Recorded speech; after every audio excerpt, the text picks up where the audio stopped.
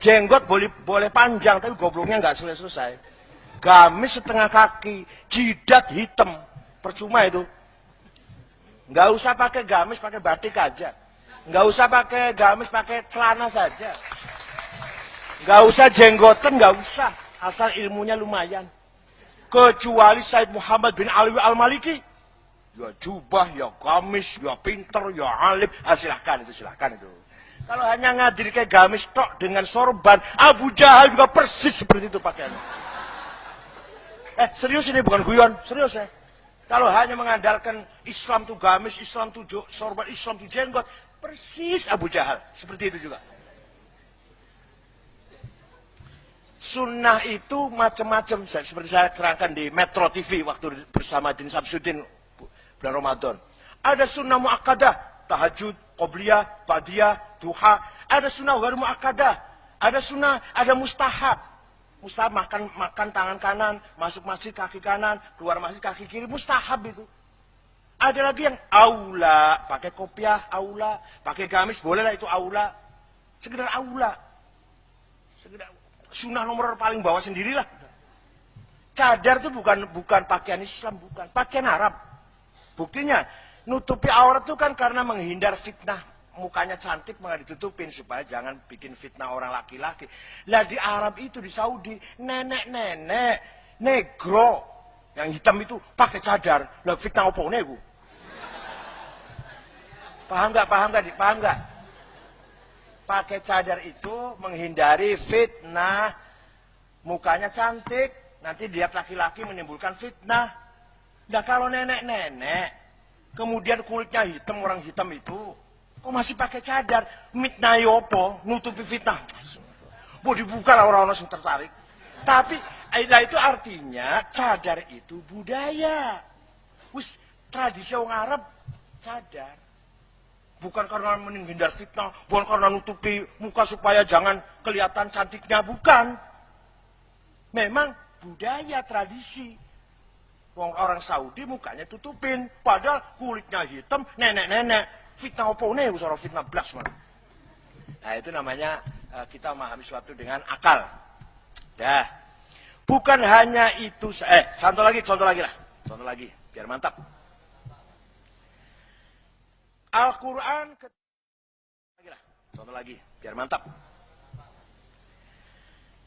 Al-Quran ketika diturunkan oleh dibawa malaikat kepada Nabi Muhammad SAW, kemudian ditulis oleh Kutabil Wahyi, Ubay bin Ka'ab, Zaid bin Thabit, Ibnu Umar, Ibnu Abbas, Sayyidina Ali juga.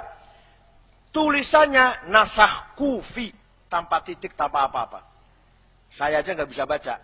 Bisa-bisa faqbalu dibaca faqtuluh. Terimalah dibaca bunuhlah. Sama aja tulisannya. Kebutuhan mendesak. Orang sudah banyak masuk Islam dari luar. Kebutuhan mendesak. Harus ada sesuatu yang membedakan satu huruf dengan yang lain. Tahun 62 Hijriah. Abul Aswad Ad-Du'ali dan Hajjaj ibn Yusuf Al-Thaqafi. Sebelum jadi panglima. Hajjaj nanti jadi panglima perangnya Abdul Malik bin Marwan. Sebelum jadi panglima, beliau ahli bahasa, beliau penyair pujangga. Mereka wad'un nuqat 'alal huruf, mengasih titik, memberi titik pada huruf ba, titik 1 di bawah, ta, titik 2 di atas, ta, titik 3. Itu tahun 62 Hijriah. Sudah ada titik, setelah Islam berkembang kemana-mana, masih banyak orang tidak bisa baca Quran. Maka Imam Khalil bin Ahmad Al-Farahidi tahun 180 Hijriah bikin syakl, fathah, kasroh, dhammah, fathaten, dhammaten, kasroten, sukun, syiddah. Beliau panggil muridnya namanya Qais. Qais, lihat mulut saya. Kalau saya bibir saya pecah, kasaro pecah, tulis coret di bawah. Kalau lihat bibir saya buka, fatahah, buka fathah. Kalau kamu lihat bibir saya manyun, dhammah, kasih tanda wawu kecil. Ya Allah, itu Imam Khalil bin Ahmad Al-Farahidi tahun 180. Sudah ada syakal, sudah ada titik, masih banyak orang salah baca Quran. Orang Banyumas sampai sekarang innallaha wasi'un ngalim. Kalau panggil saya Kiai Sanggit Ngakil. Insya Allah ta'ala kita nanti dapat syafaat Rasulullah, kita Rasulullah jamaah. Ya hatta yarji'a ilallah. Maka Imam Abu Ubaid Qasim bin Salam yang wafat tahun 224 Hijriah bikin ilmu tajwid di qiraatil Quran. Tahun 200-an lah, wafatnya beliau 224. Sekitar tahun itu baru ada tajwid. Sekitar tahun 220 lah, 210 lah. Baru ada izhar, idgham, ikhfa, iklam, qalqalah, huruf mat, huruf halak, mad lazim, mad jaiz, mutasil, munfasil. Artinya apa? Artinya dulu para ulama mengikuti, mengamalkan ayat waliya'lamal ladzina utul ilma annahul haqqu min rabbik. Kalau ingin benar harus berdasarkan ilmiah. Ingin benar baca Quran dengan tajwid, ingin benar melaksanakan ibadah dengan fikih, ingin benar segalanya harus dengan ilmu pengetahuan. Tidak hanya asal-asalan. Luar biasa. Laulah inilah andil Islam, kontribusi Islam dalam membangun peradaban di dunia, dalam sejarah dunia. Belum ilmu yang lain. Seorang namanya Jabir bin Hayyan al-Azdi yang wafat tahun 161 Hijriah. Muridnya Imam Ja'far Shadiq bin Muhammad Baqir bin Azza Abidin bin Husain bin Ali bin Abi Thalib. Menemukan instrumen matematik, kemudian dinamakan ilmu Al-Jabar. Al-Jabar sekarang sudah nggak dipakai, tapi kita manusia sekarang sampai pada digital dimulai dari Al-Jabar. Muhammad Abu Bakar Ar-Razi, orang pertama kali membahas penyakit khisbah cacar dalam bukunya Al-Hawi. Al-Idrisi, orang pertama kali mencoba bikin peta bumi, walaupun kalau dilihat sekarang banyak salah, tapi orang pertama kali. Orang pertama kali bikin kamus. Khalil bin Ahmad Al-Farahidi, Kitabul Ain. Bikinnya dari Ain dulu. Entah kenapa saya juga nggak tahu. Bikin kamusnya dari Ain, Ghin, Fa, Kof, Kaf. Belum, nggak dari Alif dulu. Nggak dari Hamzah dulu, nggak. Dari Ain. Setelah sampai Ya wafat. Jadi belum ada yang dari Hamzah sampai apa? Sampai Zo ya. Itu Imam Khalil bin Ahmad, heran saya. Kenapa dari Ain sih? Maka namanya Qamusul Ain, Kitabul Ain. Orang pertama kali menggambar planet Ibnu Hawqal, orang pertama kali bikin kompas petunjuk arah yang sekarang namanya navigasi pesawat itu. Pertama kali dulu sederhana kompas Ahmad bin Majid. Vasco da Gama, seorang pelancong Portugis, ketika dalam pelancongannya akan sesat di Laut India, tertolong oleh alat kompas bikinan orang Islam. Orang pertama kali bikin alat musik organ adalah Abu Nasr Al-Farabi.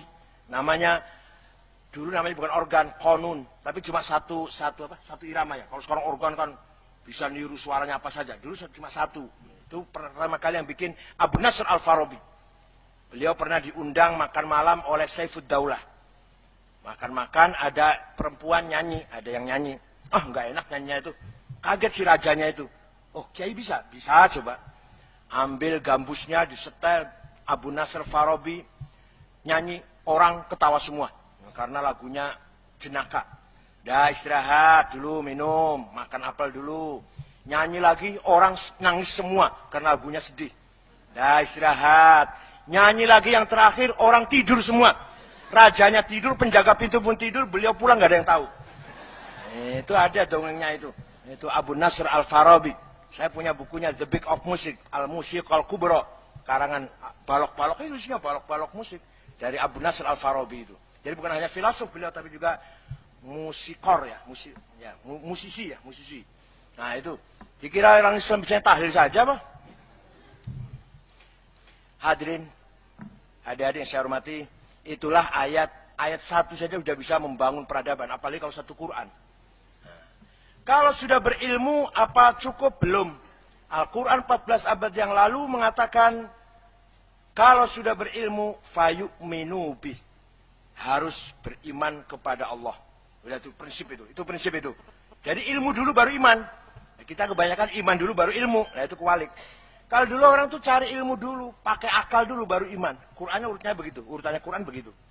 Ya kalau kita sekarang gimana? Ya iman, kemudian ilmu, kemudian iman lagi lah, nggak apa-apa lah gitu lah. Iman karena keturunan orang mukmin, kemudian ngaji, pintar, nah imannya bertambah, udah gitulah. Kalau Qurannya ilmu dulu, baru beriman. Kebenaran ilmiah dulu, baru kebenaran iman. Fayu'minu bih. Nah ini. Bangsa, sebuah peradaban akan kacau kalau tanpa dasar teologi, dasar keimanan. Boleh saja 1 orang, 2 orang, sampai 1000 orang benar tanpa iman. Orang ateis bisa saja jujur. Tapi untuk standar peradaban, nggak mungkin, nggak bisa.